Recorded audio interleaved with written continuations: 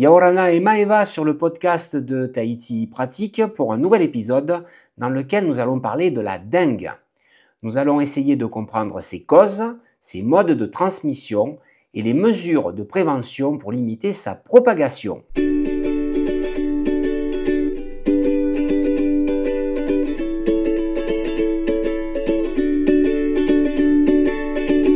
Alors déjà, qu'est-ce que la dengue ?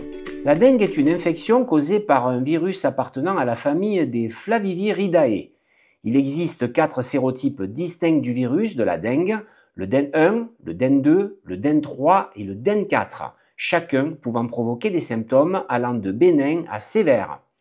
Une personne infectée par un sérotype acquiert une immunité durable contre celui-ci, mais attention, elle reste vulnérable aux autres. J'ai personnellement attrapé pendant l'épidémie de 1998 le DEN3 et je peux vous dire que ça m'a bien secoué. Une semaine de forte fièvre et au moins un mois avant de retrouver ma forme physique. Le Covid à côté fait figure de petit joueur. Quels sont les vecteurs de transmission de cette maladie ? La dengue est transmise par les moustiques du genre Aedes, principalement Aedes aegypti et Aedes polynesiensis en Polynésie française. Ces moustiques piquent généralement en journée et se reproduisent dans des eaux stagnantes, ce qui favorise leur prolifération dans les zones urbaines et périurbaines. Quelles sont les causes et les facteurs de la propagation ? Plusieurs facteurs contribuent à la propagation de la dengue à Tahiti. Tout d'abord, les conditions climatiques. Le climat tropical humide favorise la reproduction des moustiques. L'urbanisation, la densité de population et la présence de réservoirs d'eau stagnantes augmentent les risques de transmission. Les voyages internationaux, bien sûr. L'introduction de nouveaux sérotypes peut survenir via des voyageurs infectés. Et puis, l'absence de vaccins généralisés. Bien que des vaccins existent, leurs accès restent limités. En effet, les vaccins contre la dengue sont principalement destinés aux populations vivant dans les zones endémiques. Cela réduit le nombre de doses vendues à l'échelle mondiale. Et bien sûr, cela rend ces produits trop peu rentables pour les laboratoires. Ces derniers préfèrent donc se concentrer sur les vaccins contre la grippe ou le Covid, de loin, beaucoup plus lucratifs pour eux. Voyons les symptômes et l'évolution de la maladie. Comment savoir si on souffre de la dengue ?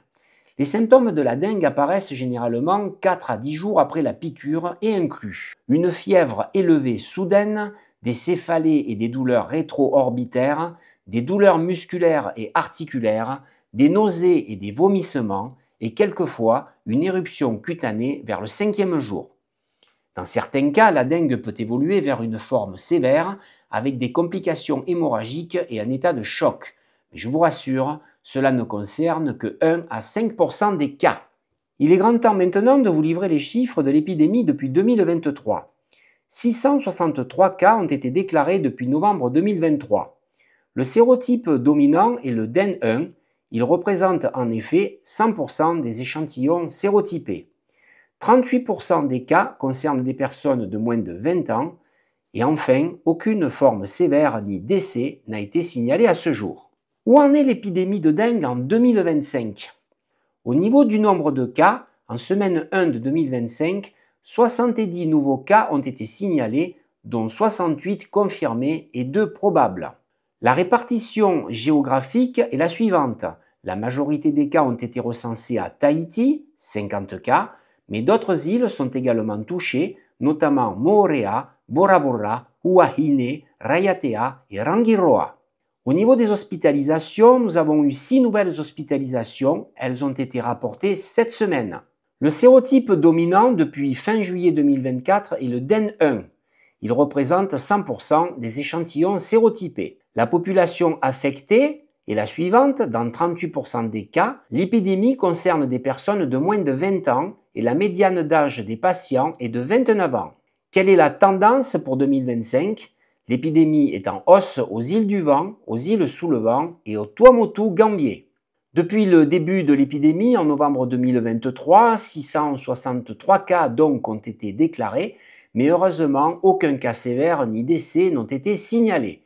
Néanmoins, je dois préciser que ces chiffres doivent certainement être en dessous de la réalité.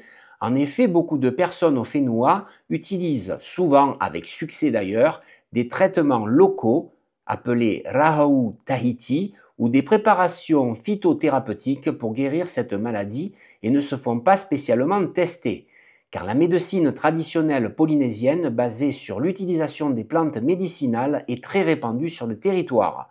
S'il est vrai qu'elle offre une alternative naturelle intéressante au traitement chimique, il faut reconnaître qu'elle peut quand même légèrement fausser les statistiques. Comment prévenir la dengue et lutter contre cette maladie ?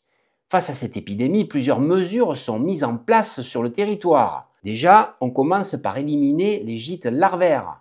Lutter contre la dengue commence par la suppression des lieux de reproduction des moustiques, suppression des eaux stagnantes, pots, vases, gouttières, nettoyage des récipients pouvant accumuler de l'eau, sensibilisation des habitants à l'entretien de leur environnement.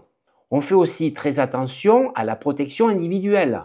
Pour éviter les piqûres de moustiques, il est recommandé d'utiliser des répulsifs adaptés, de porter des vêtements longs, d'installer des moustiquaires aux fenêtres et sur les lits et d'utiliser des diffuseurs électriques ou serpentins anti-moustiques.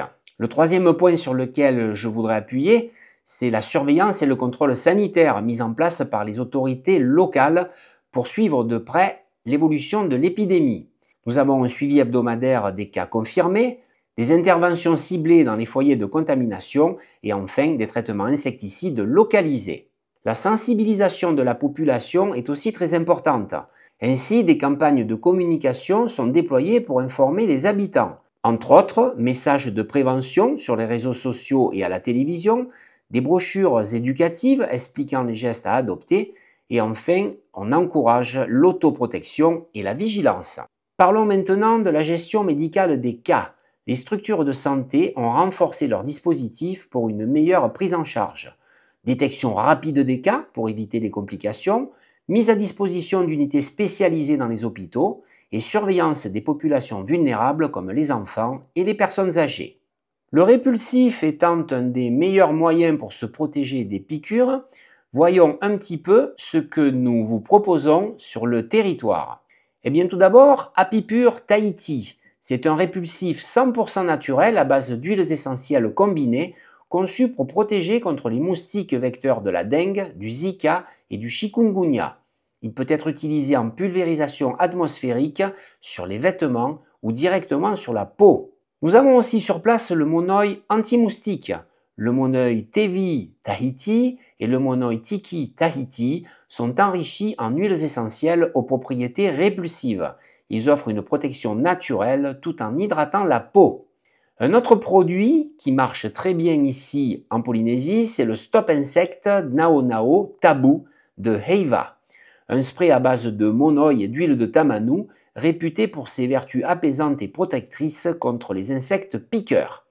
Enfin, le Nao Nao Extreme, une marque polynésienne spécialisée dans les produits anti-moustiques naturels, développée après plusieurs années de recherche. Elle propose des sprays et des roll-on efficaces contre les moustiques tigres. Il est important de savoir que je ne préconise dans cet épisode de podcast que des produits naturels et bio. Le RID, par exemple, n'est pas cité ici. Si ce produit est un des plus efficaces, il contient du DIT qui peut être dangereux pour la santé et pour la planète. Il est même fortement déconseillé aux femmes enceintes et aux enfants. Où trouver ces produits ? Eh bien, dans les boutiques physiques comme Heiva Cosmetics Made in Tahiti, spécialiste du monoï et des cosmétiques polynésiens situés à Paea. Vous en trouverez aussi à Artgriculture, magasin basé à Papeete. Tahitian Secret, lui aussi, vous proposera ses produits, il est situé à Papara. Et enfin, on trouve aussi tous ces produits dans les centres commerciaux comme Carrefour et les pharmacies. Maintenant, si vous voulez vous procurer ces produits en ligne avant de venir à Tahiti, alors je vous propose le site de la boutique du Monoï qui vend en ligne du monoï anti-moustique fabriqué à Tahiti. Vous avez Apipure Tahiti, site officiel du répulsif Apipure 100% naturel. Et enfin, le site Tahitian Secrets qui vend des produits Nao Extreme, marque polynésienne spécialisée. Finalement, on voit que la dengue demeure un enjeu sanitaire majeur à Tahiti, mais grâce à la mobilisation de la population et des autorités, il est possible de limiter la propagation du virus. L'adoption de gestes préventifs et la sensibilisation sont essentielles pour réduire les risques et protéger la population. Quant à vous, touristes en vadrouille au Fénois, il ne faut surtout pas faire une fixette sur cette maladie. La plupart du temps, si vous utilisez les méthodes de prévention présentées dans cet article, les chances de l'attraper sont très faibles. Moi-même, je ne l'ai contracté qu'une seule fois en 11 ans de présence ici, c'est pour dire. Et bien voilà les amis, vous êtes maintenant armés pour venir en Polynésie et vous protéger contre les attaques de moustiques. Je vous retrouve très bientôt sur le podcast de Tahiti Pratique pour un nouvel épisode. D'ici là, vous pouvez aussi me retrouver tous les lundis sur le blog tahiti-pratique.com. Vous y trouverez des informations pour votre voyage, pour ceux aussi qui vivent en Polynésie, et des vidéos qui vous feront découvrir des lieux comme si vous y étiez. Je vous donne rendez-vous à très bientôt et d'ici là, portez-vous bien.